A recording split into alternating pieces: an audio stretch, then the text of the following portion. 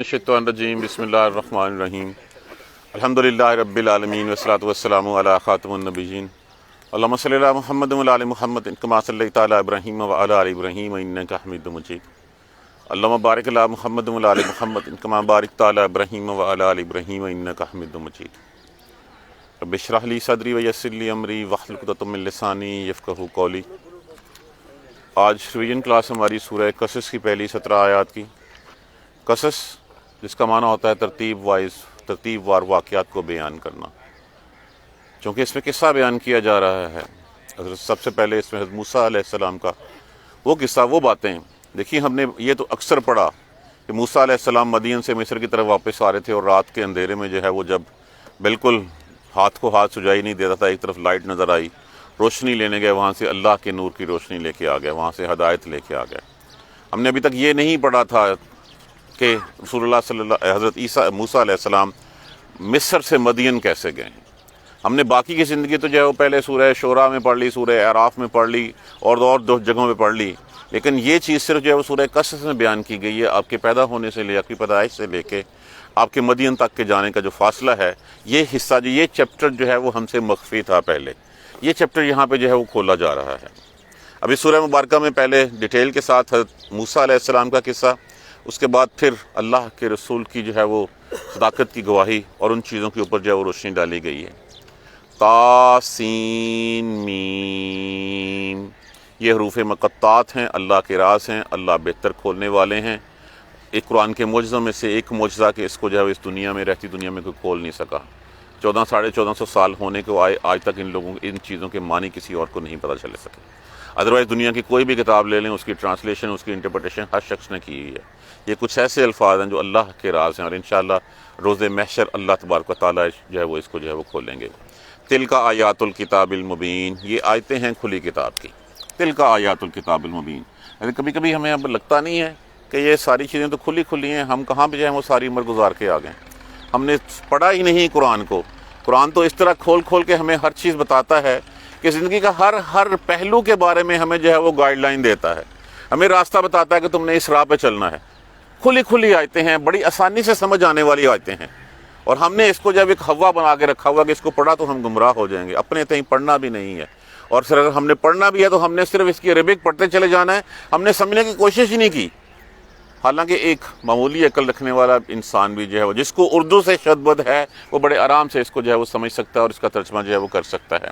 نتلو علیک، ہم آپ پر پڑھتے ہیں، من نبأ موسیٰ وفرعون بالحق لقوم یؤمنون، ہم کچھ خبریں، کچھ حالات موسیٰ اور فرعون کے پڑھتے ہیں آپ کے اوپر حق کے ساتھ، سچائی کے ساتھ، لیکن یہ اس کے لیے ہے جو اس چیز کے اوپر ایمان رکھتا ہے کہ یہ قرآن اللہ کی کتاب ہے، اور اللہ جو ہے وہ یہ ساری باتیں جو ہے وہ اپنے نبی کے اوپر وحی کر رہے ہیں۔ جو اللہ کی اس بات کے اوپر یقین نہیں رکھتا کہ نبی کے اوپر وحی اتر رہی ہے، اس کے لیے ایک قصے کہانی سے زیادہ کوئی بات نہیں ہے۔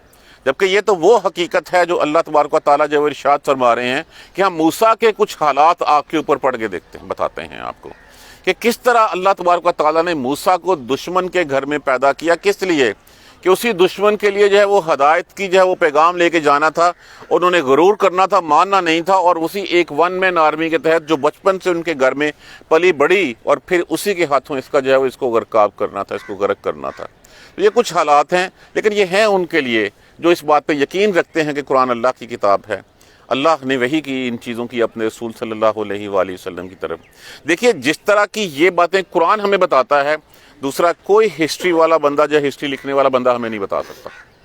کتنے لوگوں نے کتنی جگہوں پہ ہسٹری لکھی، ہر بندے کی دوسرے کے ساتھ اس کی انٹرپریٹیشن، اس کا لکھنا، ہر چیز جو وہ ڈیفرنٹ ہوتی ہے۔ اگر ایک ہی بات جو ہے وہ، جس کو پنجابی میں کہتے ہیں لوہے توڑ الہی مور جو ہے وہ صحیح بتائی جاتی ہے، تو وہ صحیح بات جو ہے وہ قرآن پاک ہمیں بتاتا ہے۔ اس لیے کہا کہ حق کے ساتھ، سچائی کے ساتھ، لیکن ہے یہ ان کے لیے جو ایمان رکھتے ہیں اس کے اوپر۔ جو ایمان نہیں رکھتے وہ اس کو ایک قصے کہانی کے طور پہ لیں گے، ان کو کوئی فرق نہیں پڑتا کہ اس سے کوئی دیکھیے قصہ بتایا کیوں جاتا ہے، اس لیے تاکہ اس سے سبق سیکھا جا سکے۔ مثالیں کیوں دی جاتی ہیں کہ ان مثالوں سے جو ہے وہ ہم اپنا راستہ جو ہے وہ پکڑ سکیں۔ اگر ہم نے ان سے راستہ نہیں پکڑنا تو پھر ہمارے لیے یہ قصے کہانی کے طور پہ جو ہے وہ رہ گیا۔ تو اس کا مطلب کیا ہوا؟ اگر ہم اس سے انجام نہیں سیکھیں گے اس کا، اگر اس کو جو ہے وہ اپنے پلے باندھ کے اس راستے پہ نہیں چلیں گے، تو پھر ہم بھی ان لوگوں میں سے معاذ اللہ ہو جائیں گے جو لا یؤمنون، جو ایمان نہ رکھتے ہوں گے اس کے اوپر۔ فرعون، انا فرعون، بے شک فرعون، علا فی الارض، وہ زمین میں سرکشی کرتا تھا، چڑھ دوڑا تھا۔ قانون فطرت میں، نظام فطرت میں اس نے جو ہے وہ جب اپنے تئیں اپنی عقل کو استعمال کرنا شروع کر دیا، تو پھر جو ہے وہ کیا ہوا؟ انا فرعون، بے شک فرعون، علا فی الارض، زمین پہ چڑھائی کر بیٹھا تھا، سرکشی کر بیٹھا تھا، کہ وہ زمین جہاں پہ اس کو امتحان کے لیے بھیجا گیا تھا، وہ وہاں پہ جو ہے وہ خود مختار ہو گیا تھا، اپنے آپ کو رب کہلانے لگا تھا، دوسرے لوگوں کو اپنی عبادت کے اوپر مجبور کرنے لگ پڑا تھا، اور وہ کہتا تھا جو کچھ میں ہوں بس میں ہوں، میرے اوپر اور کوئی نہیں ہے۔ علا فی الارض وجعل، اور بنا رکھا تھا اس نے، اہلہا، وہاں کے رہنے والوں کو، شیعان، گروہ در گروہ، ڈیوائڈ اینڈ رول، اس نے بہت سارے گروہ بنا رکھے تھے، اس لیے تاکہ وہ ان کے اوپر حکومت کر سکے۔ زمین میں سرکشی کرتا تھا، جو تکبر کا شکار تھا، اور وہاں کے رہنے والوں کو اس نے گروہ در گروہ کر رکھا تھا۔ یستضعف، وہ کمزور رکھتا تھا، طائفۃ، ایک گروہ کو، منہم، ان میں سے ایک گروہ کو کمزور کر رکھا تھا اس نے۔ پہلے تو اس کا یہ تھا کہ ڈیوائڈ اینڈ رول، دو گروہ مین جو ہے وہ بن چکے تھے، ایک قبطیوں کا جو مصری تھے، اور دوسرے بنی اسرائیل کا۔ بنی اسرائیل یہاں پہ حضرت یوسف علیہ السلام کے ساتھ اس سے 400 پہ، حضور صلی اللہ علیہ وسلم اس واقعے سے 400 سال پہلے یہاں پہ جو ہے وہ آئے تھے، اور آ کے یہاں پہ انہوں نے جو ہے وہ بسے تھے۔ تو پھر اس کے بعد اپنی نالائکیوں کی وجہ سے یوسف علیہ السلام کے جانے کے بعد پھر وہ گروہ در گروہ ہو گئے، آپس میں لڑنے جھگڑنے لگے، جس وجہ سے مصریوں کو ان کے اوپر دوبارہ حکومت کرنے کا موقع مل گیا۔ تو اب وہ بدلہ لینے کے لیے، اور ساتھ یستضعف طائفۃ، وہ ایک گروہ کو کمزور رکھتا تھا ان میں سے، یذبح ابناءہم، وہ ذبح کر دیتا تھا ان کے بیٹوں کو، ویستحیی نساءہم، اور زندہ رکھتا تھا ان کی عورتوں کو۔ اب ذبح کرنے کے پیچھے دو تھیریز ہیں۔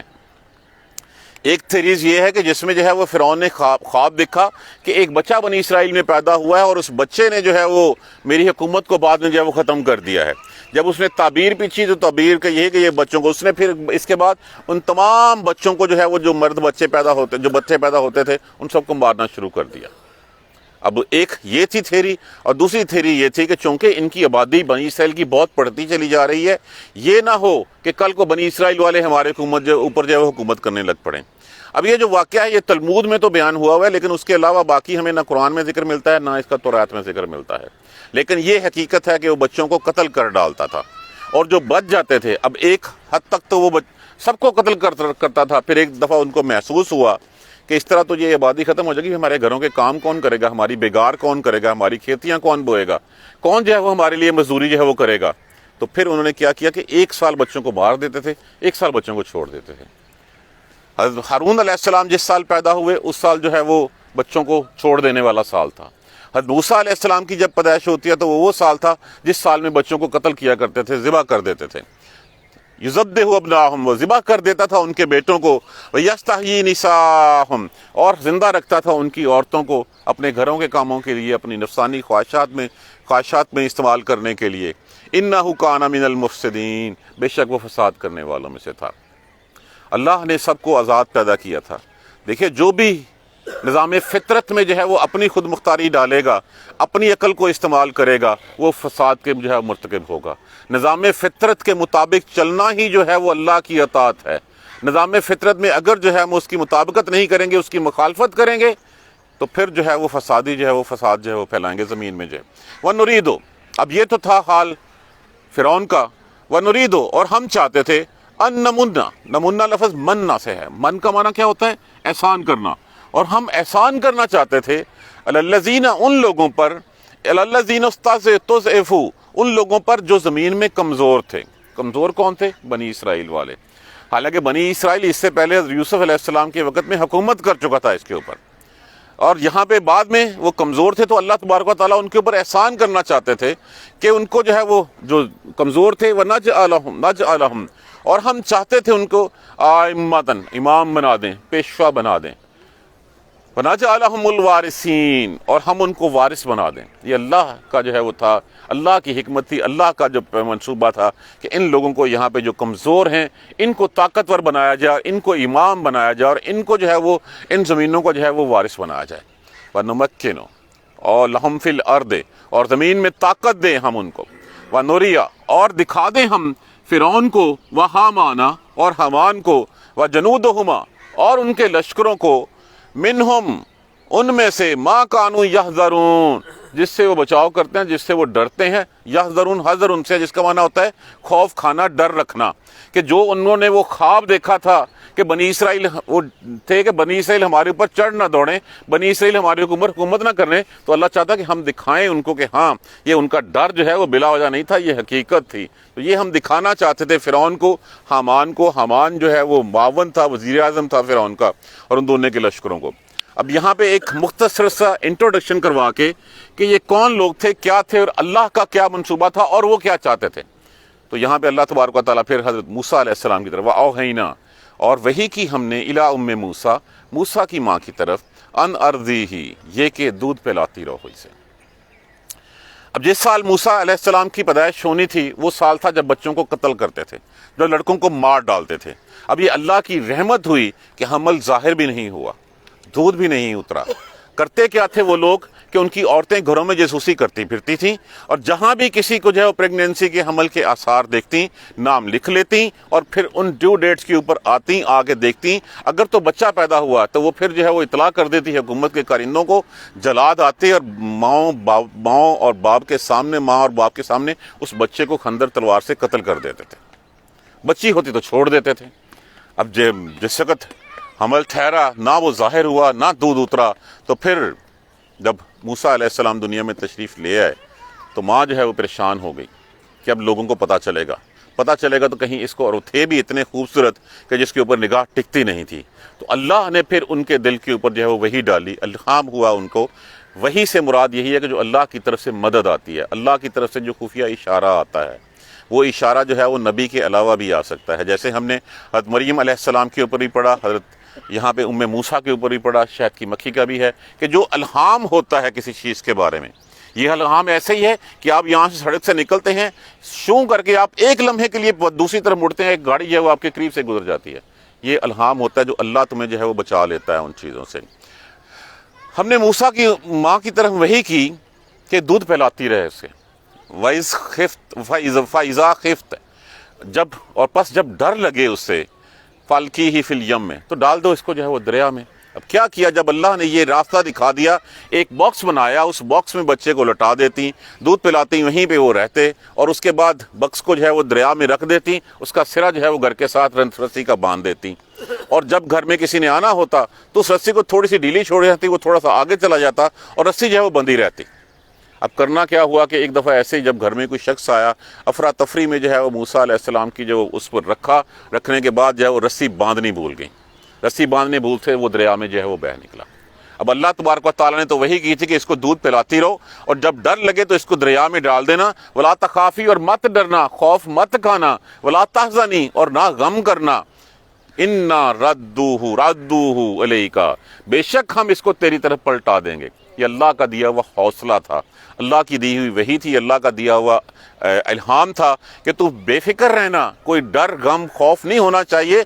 اگر چلا بھی گیا تو ہم اسے تیری طرف جو ہے لوٹا دیں گے. وجاعلوہ، اور بنا دیں گے اس کو، من المرسلین، پیغمبروں میں سے، ہم اس کو رسولوں میں سے بنا دیں گے. اب ایسے ہوا، جب ڈال دیا اور وہ بہہ نکلا تو پھر کیا ہوا، فالتقطہ، اٹھا لیا اس کو. لقطہ، لام پاف توئے، جس کا معنی ہوتا ہے کوئی بھی انجان گری پڑی چیز کو اٹھا لینا. اب وہ صندوق باکس جو ہے وہ بہتا ہوا جا رہا ہے، آگے جو ہے فرعون کا محل ہے، اور فرعون کے محل کے باہر سے لوگوں نے جو ہے وہ دیکھا کہ ایک صندوق بہتا ہوا آیا، اس کو اٹھایا، دیکھا اس میں، اب کھولا نہیں، لے آئے حضرت آسیہ رضی اللہ تعالیٰ عنہ کے پاس. حضرت آسیہ کے پاس جب آ گیا، حضرت آسیہ بعد میں ایمان لے آئی تھی حضرت موسیٰ علیہ السلام کے اوپر. دیکھا، اٹھایا تو خوبصورت بچہ، فوراً دل پسیج گیا، دل میں پیار جاگ اٹھا اس بچے کے لیے، محبت ڈال دی اللہ تبارک و تعالیٰ نے اس کے دل میں. اٹھا لیا انہوں نے. لیکون، اب یہ تو ہے کہ اٹھا لیا اس نے، یہاں سے آگے اللہ تبارک و تعالیٰ فرماتے ہیں لیکون لہم عدوا وحزنا، تاکہ وہ ان کا دشمن بنے اور ان کے لیے جو ہے وہ غم کا باعث بنے. ان کو بتائے کہ ہاں بھئی اللہ کا سیدھا راستہ کون سا ہے، اس راستے پہ نہیں چلو گے تو تمہارا انجام جو ہے وہ یہ ہوگا. اس کام کے لیے جو ہے وہ اس کے گھر میں جو ہے وہ اللہ تبارک و تعالیٰ نے جو ہے ان کو پہنچا دیا. اِنَّ فِرْعَوْنَ، اب وہاں پہ جب وہ اٹھایا اس نے فرعون سے کہا کہ اس کو ہم رکھ لیتے ہیں اپنے پاس. اِنَّ فِرْعَوْنَ، بے شک فرعون، و حامان، اور حامان، و جنودہما، اور ان دونوں کے لشکر، کانو خاطئین، بے شک وہ خطا کار تھے، وہ غلط راستے پہ تھے. ان کو ٹھیک کرنے کے لیے ان کے دشمنی کے طور پہ موسیٰ علیہ السلام کو جو ہے اسی گھر میں جو ہے وہ پہنچا دیا. وقالت امراتُ، اور کہنے لگی عورت اس کی، فرعون کی عورت حضرت آسیہ کہنے لگی، قرۃ عین لی، ہو سکتا ہے یہ قرہ ہونا ٹھنڈی کر دینا، کہ میری آنکھوں کی ٹھنڈک ہو اور تیرے لیے بھی ہو. تو فرعون نے جب یہ کہا اس نے کہا کہ نہیں، یہ تیرے لیے تو ہو سکتی ہے، میرے لیے نہیں ہو سکتی. روایت میں آتا کہ اگر وہ کہہ دیتا کہ ہاں یہ شاید میری آنکھوں کی بھی ٹھنڈک ہو، تو پھر وہ اس راہ پہ نہ چلتا جس راہ سے اللہ اس کو جو ہے وہ روکنا چاہتا تھا. لا تقتلوہ، نہ تم قتل کرو اس کو، عسیٰ ان ینفعنا، ہو سکتا ہے کہ وہ ہمیں فائدہ دے، اور نتخذہ ولدا، یا ہم اس کو اپنا بیٹا بنا لیں، وہم لا یشعرون، اور ان کو یہ نہیں پتا تھا کہ یہ اللہ تبارک و تعالیٰ نے یہ بچہ کس لیے لائے. آسیہ نے اٹھایا، حضرت آسیہ نے اٹھایا، فرعون اس کو قتل کرنے لگا، اس کو قتل کرنے سے روکا اور کہا کہ ہو سکتا ہے معصوم بچہ ہے، معصوم بچے نے کیا کرنا ہے، اس کو جب ہم اپنے گھر میں رکھیں گے، اپنے طور طریقے سے اس کی پرورش کریں گے، تو یہ کیوں ہمارا دشمن ہوگا، یہ تو ہماری آنکھوں کی ٹھنڈک بن جائے گا، ہم اس کو اپنا بیٹا بنا لیں گے.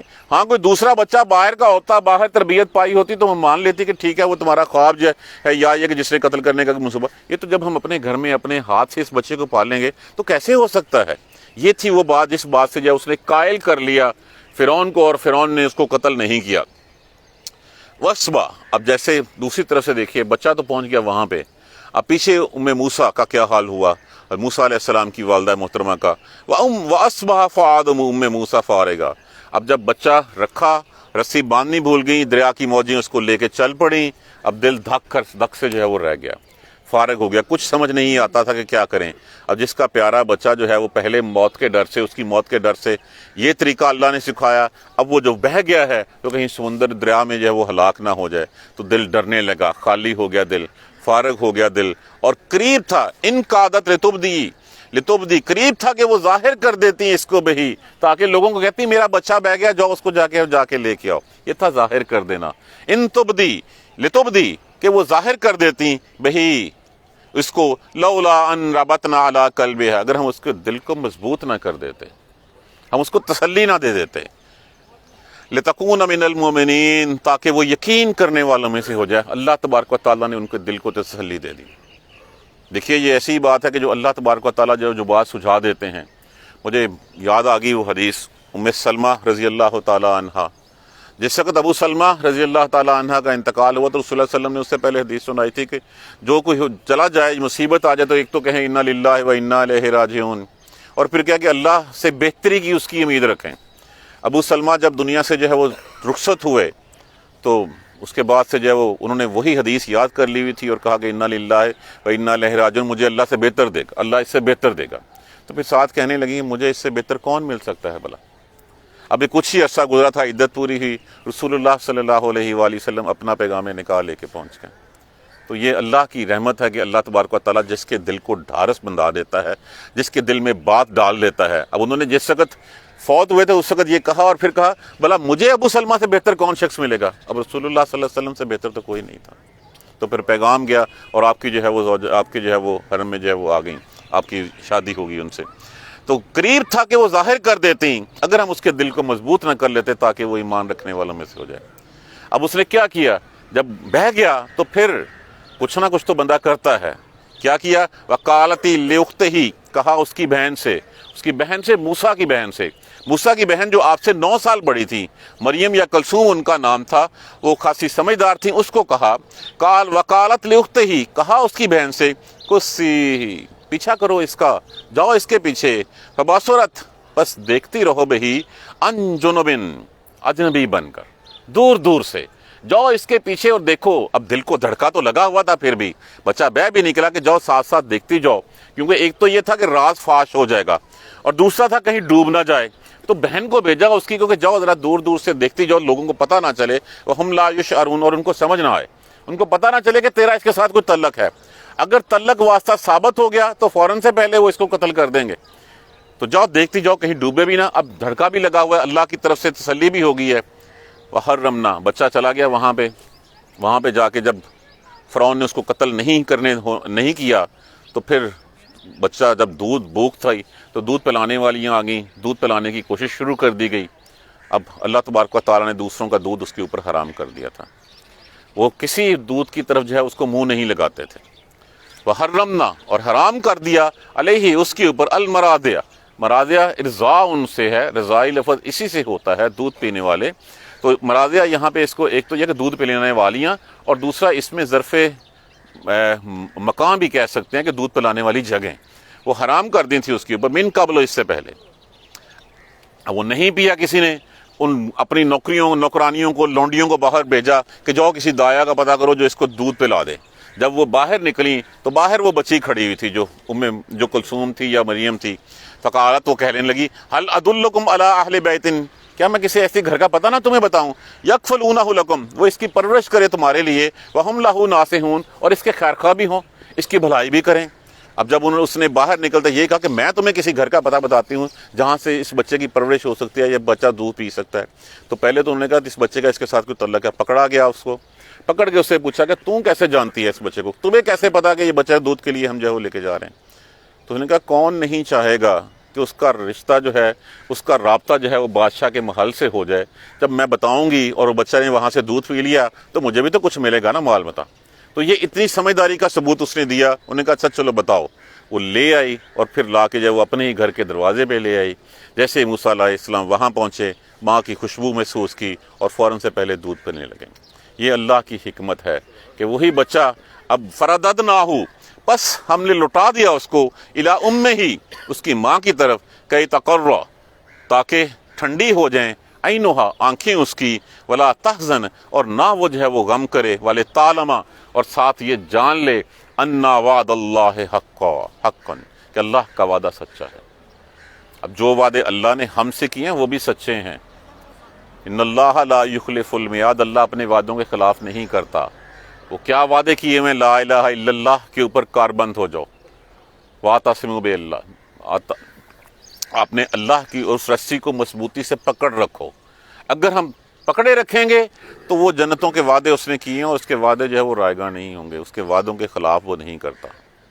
تو دنیا میں بھی اللہ کہتا ہے کہ تمہیں عزتیں لینی ہیں، تمہیں جو ہے وہ سیدھے راستے پہ چلنا ہے، اسی رسی کو پکڑے رکھو جس رسی کو چلنا ہے۔ رسی کیا ہے؟ یہ قرآن ہے اور سنت ہے، اس کو پکڑے رکھو۔ تو یہاں پہ بھی کہا گیا کہ اللہ نے وحی کی تھی، وحی کر کے اللہ نے ان کو بتا دیا تھا، ہمیں بھی بتا دیا ہے اللہ نے، ہمیں بھی قرآن جو ہے وہ ہمارے پاس آ گیا ہوا ہے، ہمیں بھی رسول آ کے بتا گیا ہوا ہے کہ اس راہ پہ چلنا ہے، ہم سے بھی وعدے کیے گئے ہیں۔ تو یہاں پہ یہ بات ثابت کی گئی ہے کہ والے تعالیٰ، تاکہ وہ جان لے۔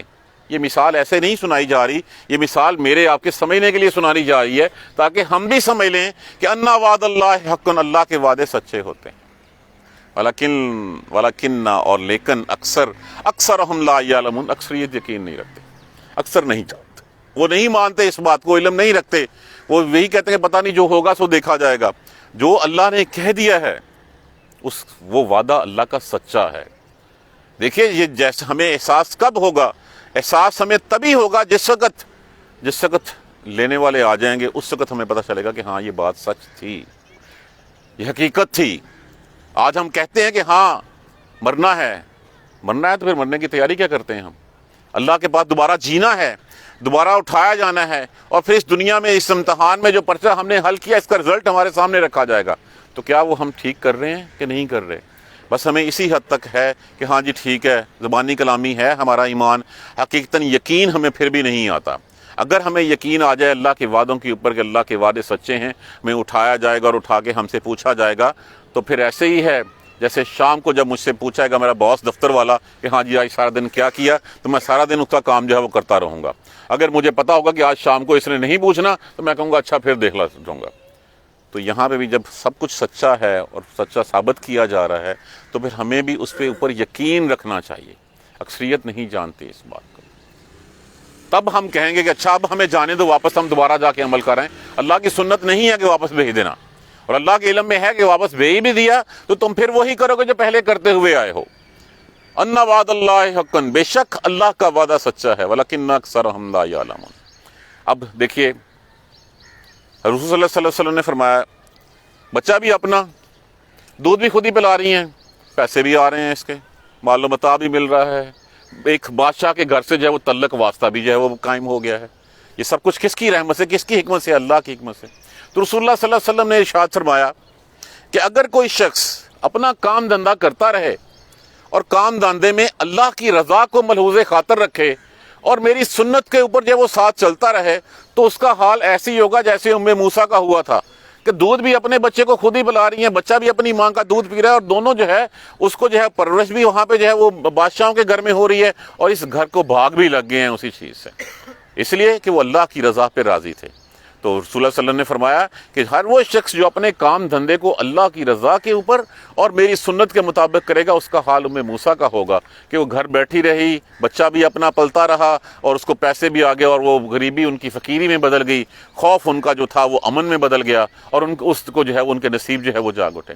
تو یہ وہ بچہ وہاں پہ رہا۔ اب اللہ تبارک و تعالیٰ نے وہاں پہ جو ہے وہ پھر اس کی پرورش کا انتظام کر دیا، جو سب کچھ سیکھنا چاہیے تھا اس معاشرے کے مطابق ایک نبی کے لیے، جو دنیاوی علوم چاہیے تھے وہ سارے کے سارے بادشاہ کے گھر سے سیکھ لیے، اور دوسری طرف سے جو ہے وہ اپنے گھر کے ساتھ رابطہ رہا کہ وہ رضائی ماں لوگوں کی نظروں میں حقیقت میں اصل ماں وہ، چونکہ بنی خاندان تھا بنی اسرائیل کا، اور اوپر آباء و اجداد کون تھے؟ آباء و اجداد تھے حضرت یعقوب علیہ السلام، حضرت اسحاق علیہ السلام، حضرت ابراہیم علیہ السلام، یوسف علیہ السلام سے اوپر کہا جاتا کہ یہ لاوی خاندان میں سے تھا، اور لاوی بھی جو ہے حضرت یعقوب علیہ السلام کے بیٹے تھے، تو وہ وہاں سے دینی تعلیم جو ہے وہاں پہ ملتی رہی۔ ولما، اور جب بالغ اشدہ، جب وہ پہنچا اپنی جوانی کو، واستوى، اور مکمل ہو گیا، کہ وہ ایک ایج کہی جاتی ہے جس میں انسان کی عقل پوری ہو جاتی ہے، جس میں وہ پورا جوان ہو جاتا ہے۔ 18 سے 32 سال اس عمر کو جو ہے وہ کہا گیا ہے کہیں بھی، کہ جب وہ اس جو عمر میں پہنچ گئے، آتیناہ حکمن، ہم نے اس کو حکمت دی، وعلمن، اور اس کو علم دیا، دینی علم بھی دنیاوی علم بھی، دنیاوی علم فرعون کے گھر رہ کے، دینی علم اپنے والدین کی وساطت سے۔ تو یہاں پہ نبوت مراد نہیں ہے، نبوت بعد میں جو ہے وہ آپ کو ملی ہے، لیکن یہاں پہ حکمت اور علم جو ہے وہ آپ نے دے دیا۔ وَكَذَلِكَ نَجْزِي الْمُحْسِنِينَ، اسی طرح ہم محسنوں کو بدلہ دیا کرتے ہیں۔ وَدَخَلَ، پھر ایک دن کیا ہوا؟ وَدَخَلَ عَلَى الْمَدِينَةِ، دَخَلَ الْمَدِينَةَ عَلَى حِينٍ، وہ داخل ہوئے مدینہ میں ایسے وقت پر، عَلَى حِينِ غَفْلَةٍ مِّنْ أَهْلِهَا، جب اس کے رہنے والے غفلت میں تھے۔ غفلت میں کیا تھے؟ کہ بازار سنسان تھے، اجاڑ تھے۔ یہ کون سا وقت ہو سکتا ہے؟ یا فجر کے والا وقت ہو سکتا ہے صبح صبح، یا یہ دوپہر کے بعد جب لوگ قیلولہ کر رہے ہوتے ہیں، تو اس وقت جب بازاروں میں رش کم ہوتا ہے، جب سناٹا ہوتا ہے، اس ٹائم پہ وہ شہر، مطلب یہ کہ وہ شہر سے باہر کہیں مال تھا، وہاں سے شہر میں داخل ہوئے، داخل ہوتے ہوئے دیکھا، فواجد فیہا، تو وہاں پہ پایا رجلین یقتتلان، وہاں پہ 2 آدمیوں کو لڑتے ہوئے پایا۔ شہر میں آئے، دیکھا 2 آدمی لڑ رہے ہیں۔ اب موسیٰ علیہ السلام کی دلی ہمدردیاں بنی اسرائیل ہونے کے ناطے سے بھی، اور پھر اس گھر سے تعلق سے بھی جہاں پہ ماں باپ رہتے تھے، بہن بھائی رہتے تھے۔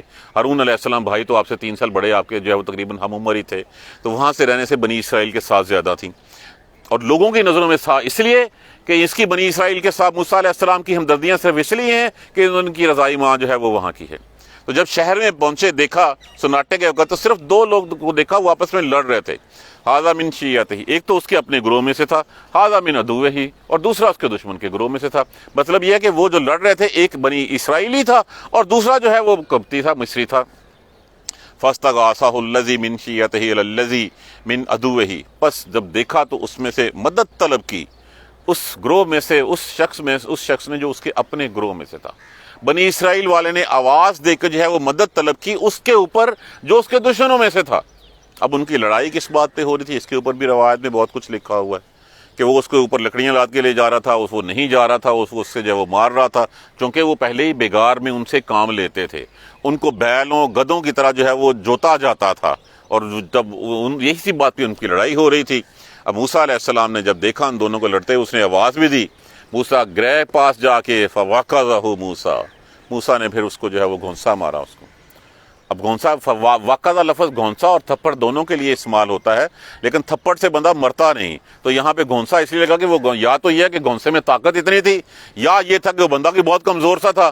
فوقظہ موسیٰ، پس موسیٰ نے مارا گھونسا اس کو، فقضا علیہ، قضا کے ساتھ جب صلہ علی آ جائے تو اس کا معنی ہوتا ہے کام تمام ہو جانا، تو بس اس کا کام تمام کر ڈالا، اس کو مار ڈالا۔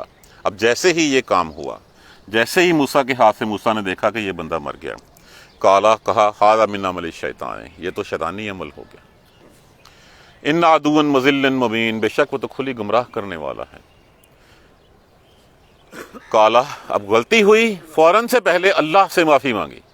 کالا ربی انی ظلمت نفسی، اے میرے پروردگار میں نے اپنے اوپر ظلم کر لیا، فاغفر لی، بخش دے مجھے.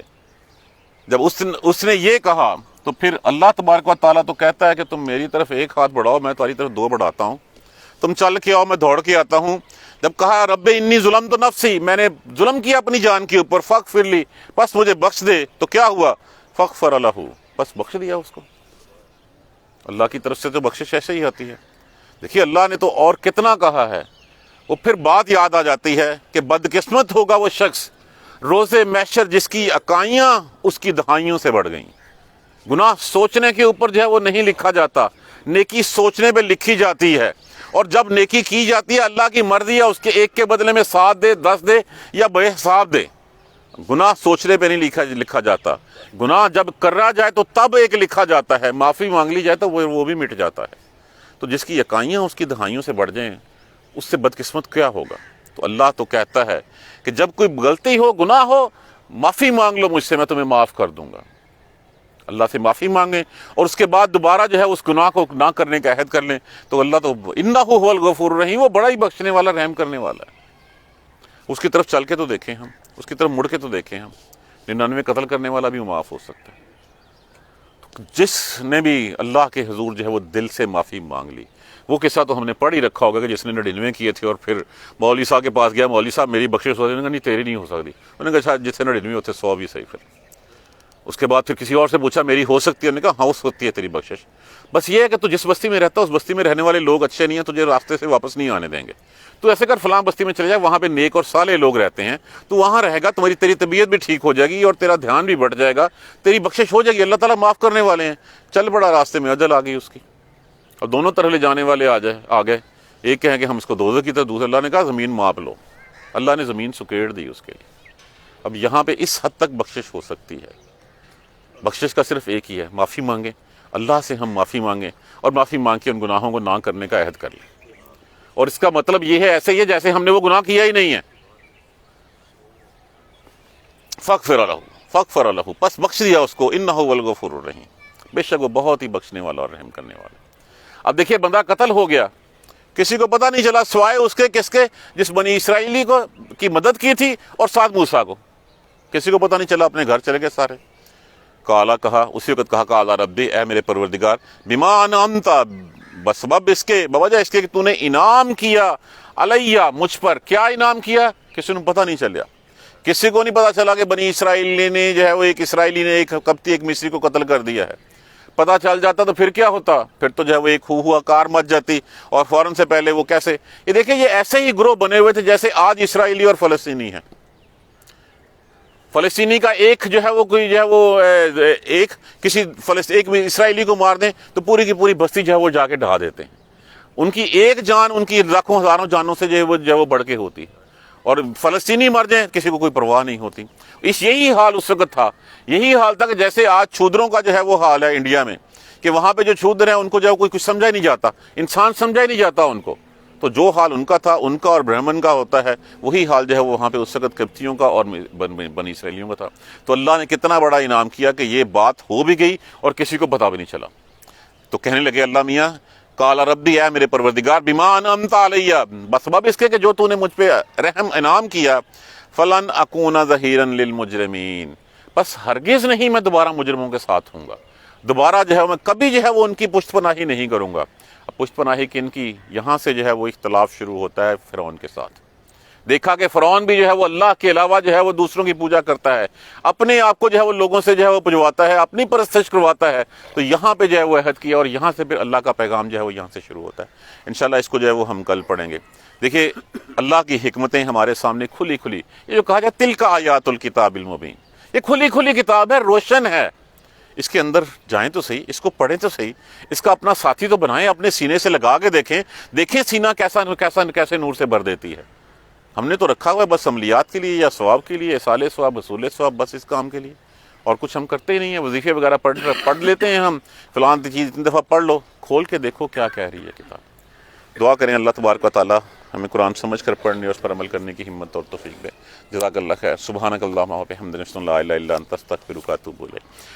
اعوذ باللہ من الشیطان الرجیم بسم اللہ الرحمن الرحیم الحمدللہ رب العالمین الحمدللہ رب العالمین الحمدللہ رب العالمین اللہم صلی علی محمد وعلی آل محمد کما صلیت علی ابراہیم وعلی آل ابراہیم انک حمید مجید اللہم بارک علی محمد وعلی آل محمد کما بارکت علی ابراہیم وعلی آل ابراہیم انک حمید مجید ربنا لا تؤاخذنا ان نسینا واخطانا ربنا ولا تحمل علينا إصرا كما حملته على الذين من قبلنا ربنا لا تحملنا ما لا طاقة لنا به واعف عنا واغفر لنا وارحمنا أنت مولانا فانصرنا على القوم الكافرين ربنا لا تزغ قلوبنا بعد إذ هديتنا وهب لنا من لدنك رحمة إنك أنت الوهاب رب اغفر وارحم وأنت خير الراحمين يا رب ارحمهما كما ربياني صغيرا يا رب ارحمهما كما ربياني صغيرا یا رب ارحمہما کما ربیانی صغیرا اللہم اغفر لنا وارحمنا اللہم اغفر لنا وارحمنا اللہم اغفر لنا وارحمنا